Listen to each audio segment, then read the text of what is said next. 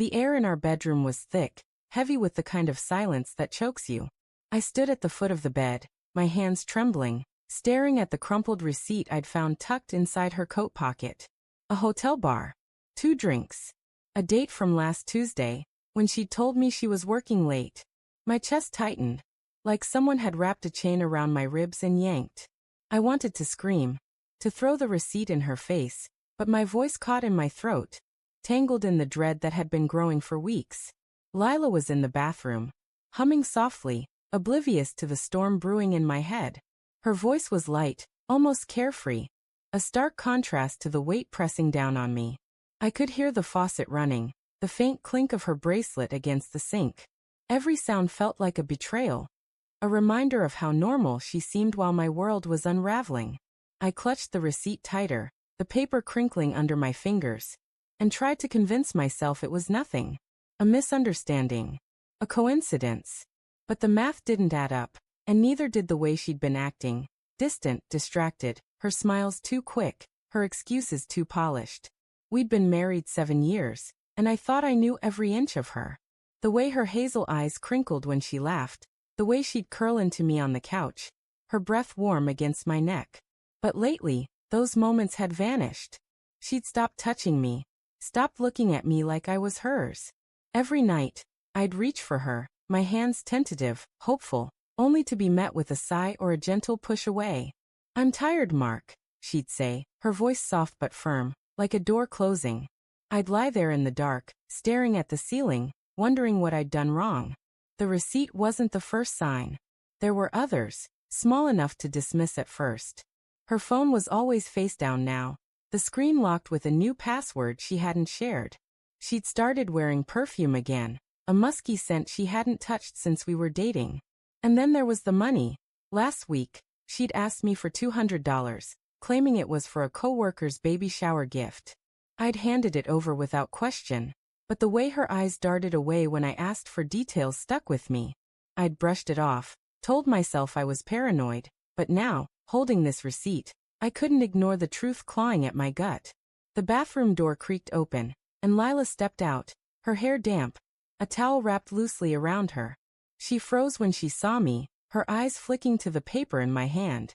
For a split second, something flashed across her face, fear maybe, or guilt. Then it was gone, replaced by a smile that didn't reach her eyes. "You okay, babe?" she asked, her voice too bright, like she was trying to outrun something. I held up the receipt, my hands shaking. "What's this, Lila?"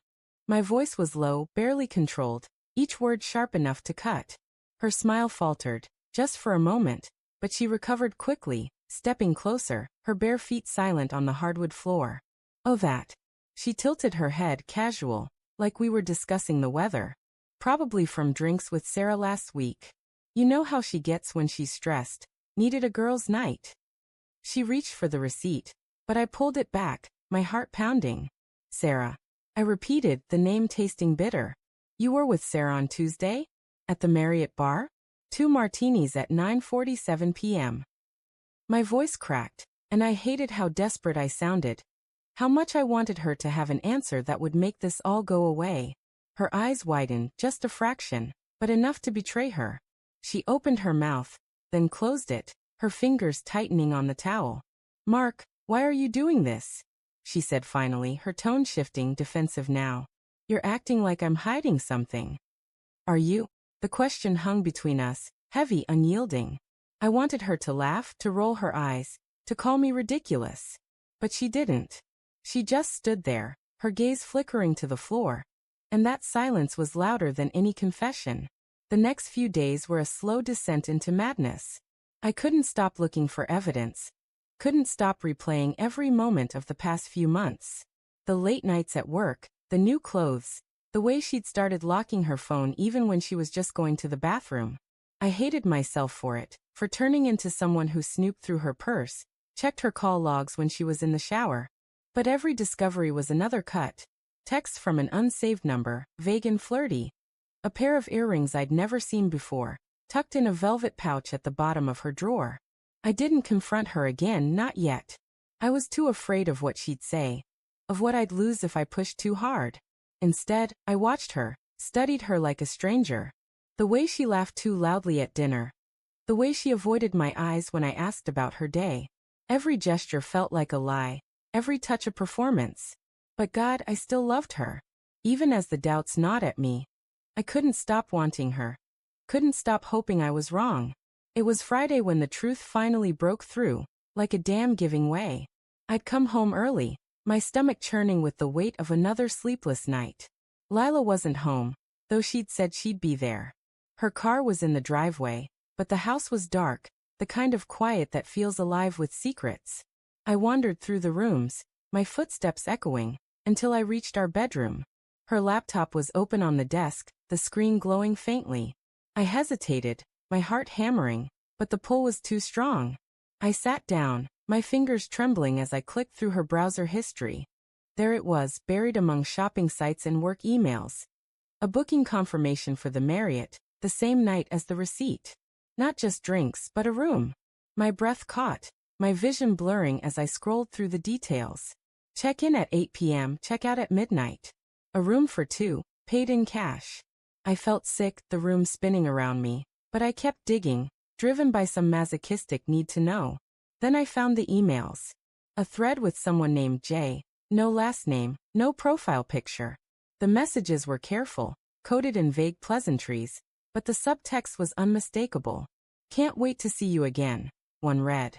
You make everything better, said another. My hands shook so badly I could barely scroll. I wanted to believe it was innocent, a friend, a colleague, but the intimacy in those words burned through me. When Lila came home, I was waiting, the laptop open, the emails on the screen. She stopped in the doorway, her purse slipping from her shoulder, her face pale. Mark, she whispered, her voice breaking. What are you doing? Who's Jay? I asked, my voice cold, though inside I was screaming. Who were you with at the Marriott, Lila? Don't lie to me. Not now. She didn't answer right away. She just stood there, her eyes glistening, her hands twisting together. Then slowly, she sank onto the bed, her shoulders slumping. It's not what you think, she said, but her voice was weak, unconvincing. It's complicated. Complicated. I laughed, a harsh, broken sound. You're sleeping with someone else, and you're calling it complicated? It's not like that, she said, her voice rising, desperate. I wasn't. I didn't mean for it to happen. It was a mistake, Mark. A stupid, awful mistake. I wanted to believe her. God, I wanted to. But the pieces were falling into place, and they didn't lie. The late nights, the money, the perfume, the locked phone. It all pointed to one truth. How long? I asked, my voice barely a whisper. She looked away, tears spilling down her cheeks. A few months, she admitted, her voice so soft I almost didn't hear it. It was just, I felt so alone, Mark. You were always working, always distracted. I didn't know how to reach you. Her words hit like a punch, not because they were true, but because they weren't. I'd been there, begging for her attention, pouring my heart out night after night. And she'd turned to someone else. The betrayal wasn't just in her body, but in her blame, in the way she twisted our marriage into something I didn't recognize. I stood, my legs unsteady, and walked to the window. The street outside was quiet, the neighbors' lights glowing softly. I thought about the life we'd built, the promises we'd made. I thought about the receipt, the emails, the way she'd looked at me like I was a stranger. And then I thought about the money, $200 for a baby shower gift. A lie so small, so mundane, it almost broke me. Who is he? I asked, turning to face her. My voice was calm now, too calm, like the quiet before a storm.